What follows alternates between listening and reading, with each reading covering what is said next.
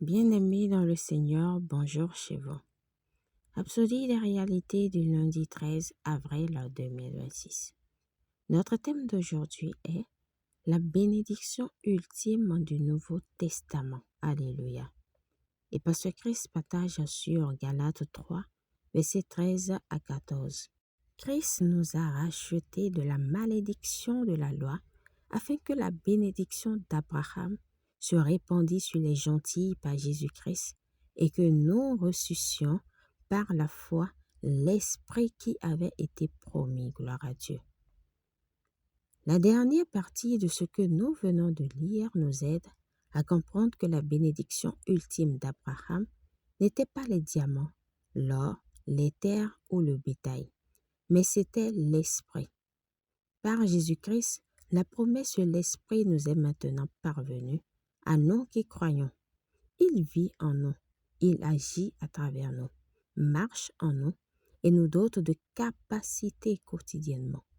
C'est là le plus grand trésor du Nouveau Testament, le Saint-Esprit en vous. Il est le sceau de notre héritage, la preuve que nous appartenons à Dieu. Il n'est pas une ombre ou une force, c'est une personne divine qui marche avec vous et vit en vous. Sa présence est ce qui rend la vie chrétienne surnaturelle, victorieuse et passionnante. Vous devez être plus conscient de sa puissance qui agit en vous. Éphésiens 1, versets 19 à 20, parle de la grandeur extraordinaire de sa puissance qui agit en vous, et qu'elle est envers nous qui croyons, l'infinie grandeur de sa puissance, se manifestant avec efficacité par la vertu de sa force. Il a déployé en Christ en le ressuscitant des morts. Alléluia. Il n'est pas nécessaire de prier pour obtenir la puissance, la force ou la sagesse, car le Saint-Esprit qui est lui-même sagesse, force et source de toute puissance et de toute direction divine, réside déjà en vous. Vous n'êtes jamais sans aide. Le même esprit qui a ressuscité Jésus d'entre les morts vit en vous. C'est l'accomplissement du plan éternel de Dieu. Les prophètes aspiraient à le voir. Les patriarches l'ont anticipé.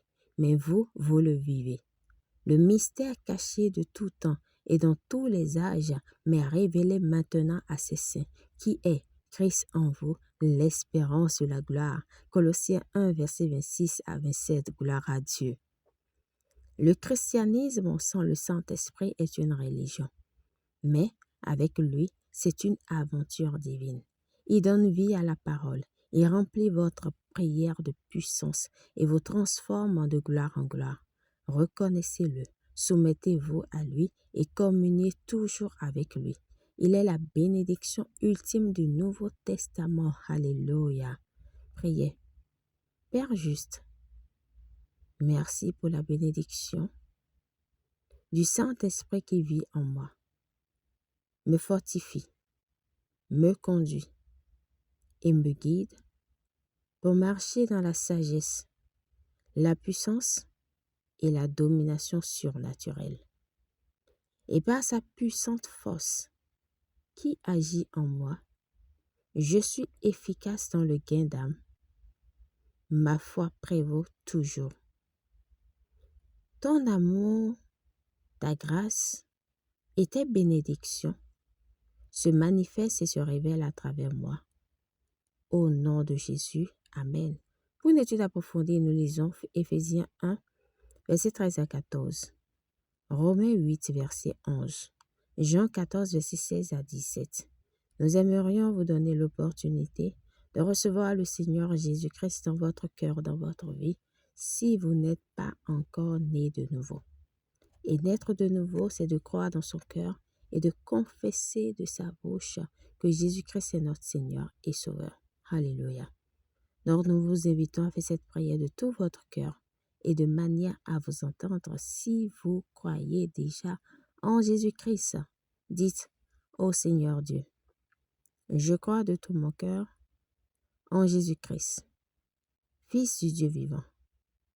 Je crois qu'il est mort pour moi et que Dieu l'a ressuscité des morts. Je crois qu'il est vivant aujourd'hui. Je confesse de ma bouche que Jésus-Christ est le Seigneur de ma vie à partir d'aujourd'hui. Par lui et en son nom, j'ai la vie éternelle. Je suis né de nouveau. Merci Seigneur d'avoir sauvé mon âme.